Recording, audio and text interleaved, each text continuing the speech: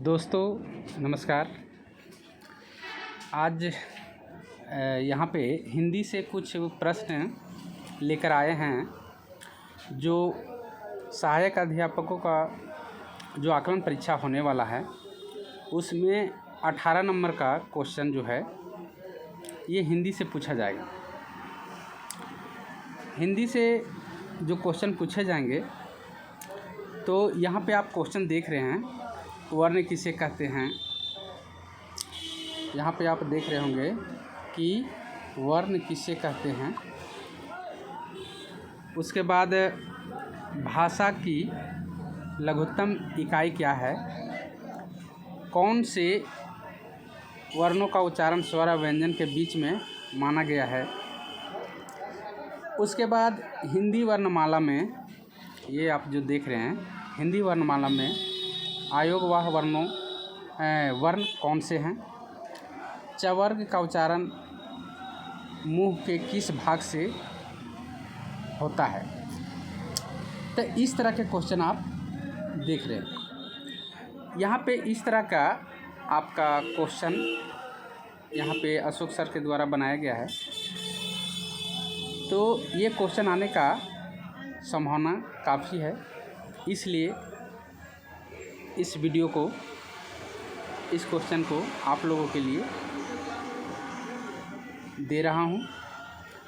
और साथ में हम आप लोगों से कहना चाहता हूं कि इस चैनल को सब्सक्राइब करें, लाइक करें और बेल आइकन ऑल पर दबा कर रखें, ताकि सभी तरह का नोटिफिकेशन, जितने भी वीडियो या यहाँ पे क्वेश्चन कराए जाएंगे या बताया जाएगा, तो इसे रिकॉर्ड आप लोग रख सकें और इसे समय समय पर आप इसकी जानकारियाँ आपका मिल सके। तो क्वेश्चन तो हम आपको कराएंगे ही, लेकिन सबसे पहले यहाँ पे इसका कुछ बेसिक बातें आप लोग को बता देते हैं। उसके बाद इसी से संबंधित वहाँ पे क्वेश्चन जो बनाया गया है वो क्वेश्चन है। तो यहाँ पे हम लोग सबसे पहले देख लेंगे कि ये जो हिंदी वर्णमाला जो है वो, अगर आप लोग जानते भी होंगे कि हिंदी वर्णमाला में 52 अक्षर होते हैं, और ये 52 अक्षर जो होते हैं, और इसी से ही दुनिया का सारा किताब लिखा गया है। तो ये 52 अक्षर कौन कौन से होते हैं, इसकी कैटेगरी क्या है, तो इससे संबंधी तो हम सबसे पहले चलेंगे यहाँ पे वर्ण। ये जो आप वर्ण देख रहे हैं, वर्ण भाषा की सबसे छोटी इकाई है। वर्ण उस मूल ध्वनि को कहते हैं जिसका विभाजन खंड या नहीं किया जा सकता है, तो उसे वर्ण कहते हैं। वर्णमाला, वर्णों का व्यवस्थित समूह को वर्णमाला कहते हैं। अब यहाँ पे जो व्यवस्थित जो दिया गया है शब्द, तो व्यवस्थित है कि वर्णमाला जो लिखा गया है वो उसका एक स्थान है, सभी का निर्धारित है, उस स्थान में लिखा गया है। तो सुव्यवस्थित अनिव्यवस्थित समूह को वर्णमाला कहते हैं। तो हम यहाँ पे सबसे पहले हिंदी में जो है से स्वर कितने होते हैं, तो स्वर यहाँ पे आप देख सकते हैं कि ये 11 होते हैं। अब इसमें कौन कौन होते हैं, तो अ, आ, ई, उ, री, ए, आई, ओ, औ। ये आपके जो हैं सो ये स्वर हो गए, 11 हो गए। आज इसमें साथ साथ देखते जाएंगे कि 11 स्वर हो गए। अब 52 हम आपको यहीं पे दिखाएंगे कि 52 जो वर्णमाला में जो अक्षर हैं 52, तो ये टोटल देखें तो यहाँ पे 11 हमारे स्वर मिल गए। उसके बाद इसकी मात्राएं जो है, तो यहाँ पे आप देख सकते हैं कि ये जो या है, तो इसकी मात्रा जैसे क बोलते थे उसमें या शामिल होता है, खा तो उसमें या शामिल होता है, तो ये आ को नहीं रखा गया है। उसके बाद आप देख सकते हैं यहाँ पे कि आकार, इकरार, उकरान और ए आई ओ औ, आ ई उ ए आई ओ औ, तो ये 10 मात्राएं हैं। इसकी मात्रा जो स्वर के हैं। अब यहाँ पे हमारे स्वर 11 हो गए, उसका बाद व्यंजन टोटल 33 हो गए। तो व्यंजन में हमारे 33 में जैसे क वर्ग, क ख ग घ अंग, ये 5, इसकी संख्या 5 है और इसका उच्चारण कंठ से होता है, ये आप देख सकते हैं। उसके बाद च वर्ग, चा छा जा झा इया, इसकी संख्या 5 है और इसका भी उच्चारण तालब यानी तालु से होता है। ट वर्ग, ट ठ ड ढ मूर्धन्य, ये उच्चारण मूर्धा से होता है। ट वर्ग हो गया उच्चारण दंत से। प वर्ग हो गया प फ ब भ म ओठ से। तो इसकी संख्या जो है ये 33 है। तो यहाँ पे 11, ये जो 11 आप देख रहे हैं, उसके बाद यहाँ पे आप कुल 33 व्यंजन देख रहे हैं। तो 33 11 कितना हो गया? 44 हो गया। उसके बाद यहाँ पे आइए अंतस व्यंजन में, ये आप हम फिर से ले लेते हैं आपको। देखिए यहाँ पे अंतस व्यंजन 4, इसकी संख्या 4 है। या रा लावा, उसके बाद उस व्यंजन तालब सा, मूर्धन्य सा, दन सा और हा। तो ये इधर 44 हो चुका था। 44 4 48 और 48 4 नहीं, सॉरी माफ़ कीजिएगा, यहाँ पे 11 है और ये इसको मिला के है ना 33 में से 33 ये सभी मिला के है, ये आपका जो दिख रहा है ना, 4 ही है। हाँ, तो ये आपके 33 हो गए। उसके बाद यहाँ संयुक्त अक्षर जो दिया हुआ है, जैसे संयुगी छात्रा, आज्ञा, असरा, ये 4 हो गए। तो 44 4 48 हो गए। और 2 जो आपका संख्या है, अभी इसको कैसे पढ़ें, इसका देखिए, अब 2 संख्या जो है अड़ा और ढा का है। ये बिंदु लगाने के बाद डा को अड़ा बोलते हैं और ढा को ढा बोलते हैं। इसका उदाहरण भी आप देख सकते हैं, सड़क, लुढ़कना, ये इस तरह का शब्द बनते हैं। और ये अतिरिक्त व्यंजन भी कहा जाता है इसको। उसके बाद थोड़ा सा हम पीछे चलते हैं। यहाँ पे हम आपको ये नहीं बता सके, ये दोनों का देखिए, यहाँ पे आपका जो है ये आपका अनुस्वार और विसर्ग, ये हमारे 2 हो गए। तो इस तरह से कुल मिलाकर 52 हमारे वर्णमाला में अक्षर हैं। तो ये 52 हो गए। तो इसको आप लोग पुनः देख सकते हैं, देख लेंगे। उसके बाद हम इसको आगे बढ़ते हैं। अब चलते हैं ध्वनि, आवाज़, साउंड के बारे में बताते हैं। व्याकरण में ध्वनि को वर्ण कहते हैं। सबसे छोटी ध्वनि जिसके खंड या टुकड़ा नहीं, यहाँ पे खंड या टुकड़ा नहीं हो सकता है, उसे वर्ण कहते हैं। हिंदी वर्णमाला में 2 भागों में बांटा गया है। एक स्वर में, जैसे देखिए यहाँ पे एक स्वर है, यहाँ पे एक स्वर है और एक व्यंजन है। तो स्वर और व्यंजन में वर्गीकृत किया गया है इसको। उसके बाद स्वर जो हैं, जिन वर्णों को बोलते समय हवा मुंह में बिना रुके बाहर आती है, उसे स्वर व्यंजन कहते हैं। किसको कहते हैं? जिस वर्णों को बोलते समय हवा मुंह में बिना रुके बाहर आती है, उसे स्वर वर्ण कहते हैं। और उच्चारण के दृष्टि से 3 प्रकार का होता है। तो उच्चारण के दृष्टि से 3 प्रकार का दिखाइए आपको है। तो पहला हो गया, इसको बोलते हैं हर्ष, लघु या मूल स्वर, आ ई उ री, यानी कि यहाँ पे ये हमारे हो गए। उसके बाद दीर्घ, दूसरा जो हमारा है से दीर्घ है। यहाँ पे आप देख सकते हैं, इसमें क्या होता है कि दीर्घ में जिस स्वर के उच्चारण में हवा स्वरों से दुगुना समय लगता है, इसका आवाज़ करने में डबल समय लगता है, तो उसे दीर्घ स्वर कहते हैं। इसकी संख्या 7 है, जो आप यहाँ पे स्क्रीन पर देख रहे हैं। तो ये हमारे दीर्घ, हर्ष और दीर्घ हो गए। उसके बाद हम चलते हैं आगे।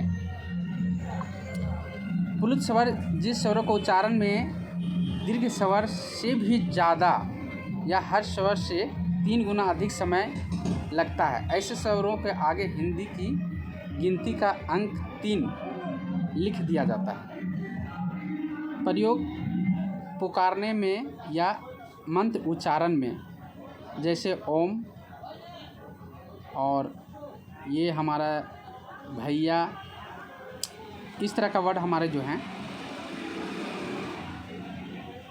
इस तरह का जो हमारे शब्द हैं, तो इसको हम रखेंगे पुल्लित स्वर में। तो हमारे ये अब समझ गए होंगे कि स्वर 3 प्रकार का होता है। हर्ष, लघु, मूल, जो इसका एक ही नाम है। तीनों का हर्ष, लघु और मूल स्वर जो हैं से ये तीनों का नाम है।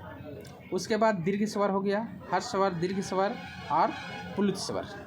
तो हमारे स्वर 3 प्रकार के होते हैं, ये उच्चारण के दृष्टिकोण से। अब हम इसको आगे बढ़ते हैं। आप ये चीज़ समझ गए होंगे। अब हम आगे चलते हैं और आपको बताते हैं कि यहाँ पे देखिए, संयुक्त स्वर जो है से स्वर प्लस स्वर। तो यहाँ पे आगे बढ़ते हैं, जैसे या प्लस ई यानी आई बनता है। या प्लस यहाँ पे दीर्घी का जो दिया हुआ है, तो इससे या प्लस ई ए, और या प्लस ई आई, और या प्लस यू ओ, और या प्लस ये दुर्गहु का है यानी कि तो इससे औ बन जाता है। यहाँ पे आप इसको देख लेंगे ध्यानपूर्वक। हम इसको थोड़ा सा इंडिकेट कर देते हैं आप लोग को।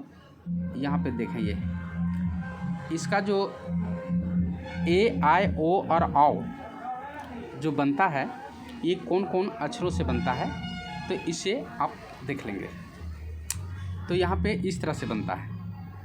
चलिए इसके बाद हम आगे बढ़ते हैं, व्यंजन के बारे में बात करते हैं। व्यंजन में जिस वर्णों को बोलते समय हवा कंठ से निकलकर फिर मुंह में रुक कर बाहर आती है, व्यंजन कहलाती है। व्यंजन का उच्चारण करने के लिए स्वरों की सहायता लेनी पड़ती है। अब यहाँ पे हम जो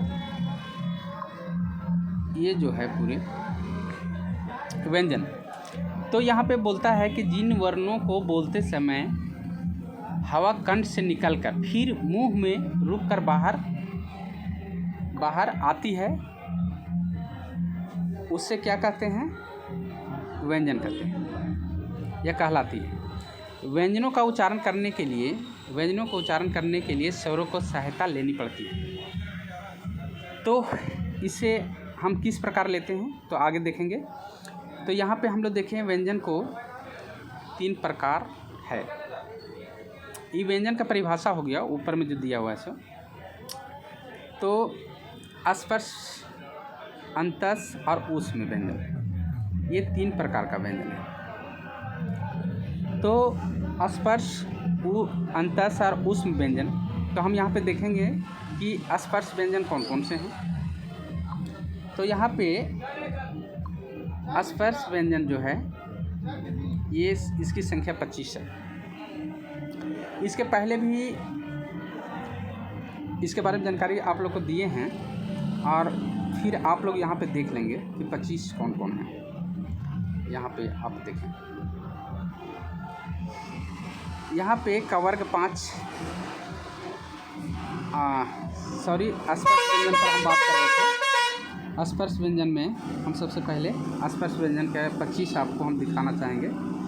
देखिए 25 हमारे जो हो गए, आप इसे समझ रहे होंगे, और हम ये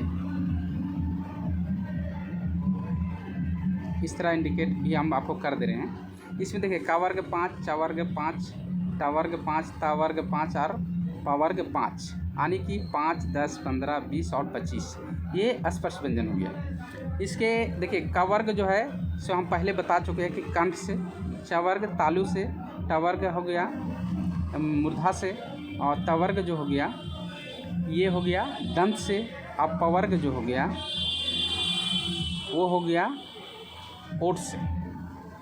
अब कहेंगे कि ये कंठ, तालु, मूर्धा, दंत और ओठ ये हमारे मुंह के अंदर में एक भाग है। जब भी कोई भी उच्चारण करने के बाद अगर दांत से टकराता है तो उसको दंत कहेंगे। मूर्धा अंदर में है तो मूर्धा से अगर हो जाए तो कंठ, आप जानते हैं कि कंठ जो है मुंह के अंदर में होता है। तो ये मुंह के अंदर में उच्चारण जब करते हैं तो वो हमारा जिस तरह से जीभ हमारा जिस भाग में सटता है उच्चारण करते समय, तो उसके आधार पर इसको नामांकन किया गया है, नाम दिया गया है। जैसे ये कंठ हो गया, ये तवर्ग, चवर्ग हो गया, तो इस तरह से इसका नाम दिया गया है।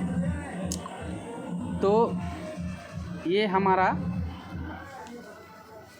कवर्ग हो गया कंठ से, चवर्ग हो गया तालु से, टवर्ग हो गया आपका मूर्धा से, और तवर्ग हो गया दंत से, और पवर्ग हो गया ओठ से। तो ये हमारे 25 स्पर्श व्यंजन, 25 हमारे क्या हो गए, ये स्पर्श व्यंजन हो गए ये सभी। चलिए इसके बाद आगे बढ़ते हैं अंतस व्यंजन। ये हो गया अंतोष्या, रा, ला, वा। ये जो संख्या आपका देख रहे हैं ये 4 है, इसकी 4 संख्या है, तो ये अंतस व्यंजन कहलाता है। कभी कभी प्रश्न पूछता है कि अंतस व्यंजन कितने हैं, या कभी कभी पूछता है कि अंतस व्यंजन में कौन कौन से अक्षर आते हैं। तो ये चारों को आपको ध्यान रखना है, ये अंतस व्यंजन के अंतर्गत आता है हिंदी में। चलिए उसके बाद इसका उच्चारण स्वर और व्यंजन के बीच का होता है। तो कभी कभी देखिए ये आप एक यहाँ पे ध्यान रखिएगा कि स्वर और व्यंजन के बीच पूछ देता है कि कौन सा अक्षर जो है स्वर और व्यंजन के बीच में उच्चारण होता है, तो हम इसको ध्यान में रखेंगे अंतस व्यंजन को।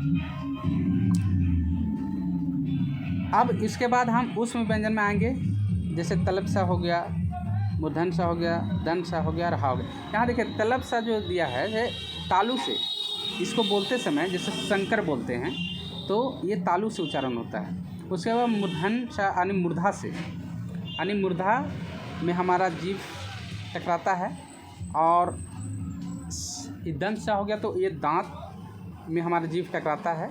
तो इस तरह, और हा हमारे हो गए ऊष्म व्यंजन। ऊष्म व्यंजन की एक खासियत और भी है कि इसका उच्चारण करते समय हमारा घर्षण होता है, इससे मुंह से गर्म हवा निकलता है, इसलिए इसको ऊष्म व्यंजन भी बोला गया।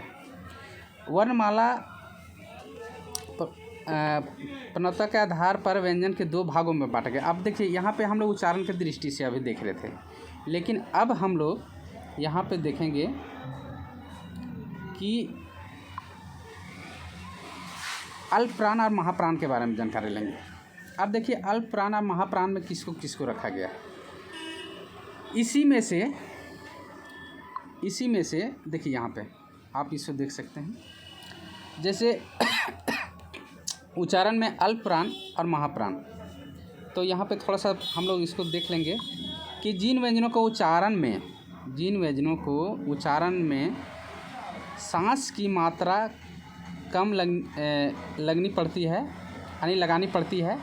यहाँ पे कहीं कहीं अगर लिखावट में गलती है तो ऐसा है कि कंप्यूटर में इस कार्य को नहीं कर पा रहे थे, इसलिए ऐसा हुआ है। तो आप लोग इसको समझेंगे, सांस यहाँ पे समझेंगे उच्चारण में। और उसके बाद यहाँ प्रत्येक वर्णों के पहला, तीसरा और पंचम वर्ग, यानी कि पहला यहाँ पे का हो गया, तीसरा यहाँ पे आप देख लेंगे थोड़ा सा, ये पहला हो गया, ये दूसरा, तीसरा यहाँ पे हो नहीं पा रहा है, जैसे हम बता देते हैं। जैसे का हो गया, खा हो गया, ग हो गया, ह हो गया, अंग हो गया। तो यहाँ पे हम इसको देखेंगे कि ये पहला हो गया, ये दूसरा हो गया, तीसरा हो गया, चौथा हो गया और ये पाँचवा हो गया। तो यहाँ पे अल्पप्राण में हम लेंगे, पहला को लेंगे, उसके बाद तीसरा गा को लेंगे और पंचम यानी कि अंगा को लेंगे। तो यहाँ पे देखिए का गा अंगा। और चा वर्ग में देखेंगे तो चा जा, उसके बाद टा वर्ग में टा डा मूर्धना और ता दा ना। ये है गया तीसरा, ये हो गया पहला, तीसरा और पांचवा अक्षर जो अल्पप्राण में है। उसके बाद हम लोग महाप्राण में जब देखेंगे तो जिन व्यंजनों को उच्चारण में सांस की मात्रा अधिक लगानी पड़ती है। यहाँ पे सांस थोड़ा सा लिखने में दिक्कत हुआ था कंप्यूटर में, इसलिए आप लोग इसको सांस ही समझेंगे, ठीक है, इसको सांस ही समझेंगे, ठीक है। तो यहाँ पे अधिक लगानी पड़ती है। तब प्रत्येक वर्णों के यहाँ पे दूसरा चौथा रखा गया। यहाँ पे देखे होंगे कि अल्पप्राण में पहला, तीसरा, पाँचवा वर्ण लिया गया और यहाँ पे पहला, दूसरा। जैसे का में देखा जाए तो खा हो गया हमारा, यहाँ पे जैसे खा हो गया, उसके बाद घा हो गया। यहाँ में चा में देखेंगे तो छा हो गया हमारा, छा हो गया, झा हो गया। उसके बाद टा में देखेंगे तो ठा हो गया। जैसे टा को हटा देंगे तो पहले हम लेंगे इसको, सबसे पहले ठा लेंगे और उसके बाद हम ढा को लेंगे। ये हो गया दूसरा और ये चौथा हो गया। इस तरह काम में देखेंगे तो खा हम लेंगे और घा लेंगे। तो ये हो गया दूसरा और ये हो गया चौथा। तो इस तरह से हम महाप्राण में जो अक्षर लेंगे वो हम दूसरा और चौथा लेंगे। चलिए, इसके बाद हम अल्पप्राण महाप्राण आपको बता दिए हैं। अब आते हैं घोष या सघोष। इसको घोष और सघोष दोनों बोलते हैं और एक आघोष होता है। तो इसका जो है से यहाँ पे वर्णों में जैसे काम में हम लेंगे तो पहला, दूसरा। घोष में हम लेंगे तो तीसरा, चौथा, पाँचवा लेंगे। जैसे देखिए ग घ अंगा, यानी कि यहाँ पे आप देखेंगे हम जब का खा लिखते हैं तो सबसे पहले का लिखते हैं, खा लिखते हैं, गा लिखते हैं, ये घा लिखे, उसके बाद अंगा लिखे। तो यहाँ पे हम जब घोष में लेंगे तो पहला, दूसरा को छोड़ देंगे। ये पहला हो गया, ये दूसरा हो गया। यहाँ से तीसरा, चौथा और पाँचवा लेंगे, ठीक है। यहाँ ये तीसरा, ये चौथा हो गया और ये पाँचवा हो गया। तो ये हमारा घोष या सघोष में हम लेंगे। जैसे अगर चा छा हम लेते हैं तो चा छा में हम क्या करेंगे कि सबसे पहले चा छा, ये हो गया, जा हो गया, उसके बाद झा हो गया, यहाँ हो गया। तो इसमें अगर हम घोष या सघोष में लेंगे तो पहला, दूसरा को छोड़ देंगे और यहाँ पे जा, झा और यहाँ लेंगे, यानी तीसरा, चौथा और पाँचवा लेंगे। तो ये घोष में हो गया। वहीं जस्ट उल्टा हम जाएंगे तो अघोष में हम लेंगे पहला, दूसरा को, ये चा छा को लेंगे, पहला और दूसरा को लेंगे। का खा में तो का खा हो जाएगा, टा ठा हो जाएगा अघोष में, और पा फा हो जाएगा। तो इस तरह से हमारा अघोष हो गया। इसके बाद हम आगे बढ़ते हैं। तो ये देखिए हमारा आज का यहाँ पे वर्ण से संबंधित जो क्वेश्चन था ये बता चुके हैं। अब इससे संबंधित देखिए यहाँ पे क्वेश्चन हम अगला बार करा देंगे आप लोग को। फ़िलहाल आप लोग इतना समझ गए हैं। इसके बाद इसका क्वेश्चन भी यहाँ पे है, तो अगला जब एपिसोड हम चालू करेंगे तो उस समय आप लोग को ले लेंगे, ठीक है। तो यहाँ पे देखिए ये क्वेश्चन जो हैं वर्ण किसे कहते हैं, तो अभी आपको हम बता चुके हैं कि वर्ण जो है से किसको कहते हैं। यहाँ पे देखिए शब्दों को कहते हैं, ध्वनि को कहते हैं, शब्द के समूहों को कहते हैं, अखंडित शब्द को कहते हैं। तो यहाँ पे वर्ण जो है से किसको कहते हैं, ये हमारे जो देखिए यहाँ पे सबसे पहले इसे ना ये वर्ण अखंडित शब्दों को, तो ये ध्वनि को कहते हैं। उसके बाद भाषा की लघुत्तम इकाई क्या है, तो इस तरह का देखिए यहाँ पे आप लोग अगला बार जब हम कराएंगे तो यहाँ पे इस तरह के देंगे। तो आप एक बार हम कहेंगे पुनः कि इस चैनल को आप सब्सक्राइब करें, लाइक करें और बेल आइकन दबा कर रखें। इस तरह का नोटिफिकेशन, अगर अच्छा लगा होगा वीडियो तो इसको लाइक ज़रूर कीजिएगा। हम चाहेंगे कमेंट में भी दीजिएगा कि इसमें क्या कुछ खराबी रही है या आवाज़ सही नहीं गया या कोई तरह का पढ़ाने में कोई त्रुटि आई है, तो इसे आप कमेंट भी करेंगे ताकि हम अगला बार सुधार कर और इसे भेज सकें। तो आप लोग को पुनः धन्यवाद और हम यहाँ से विदा लेते हैं। इतना लंबा वीडियो बनाओ ही मर्द।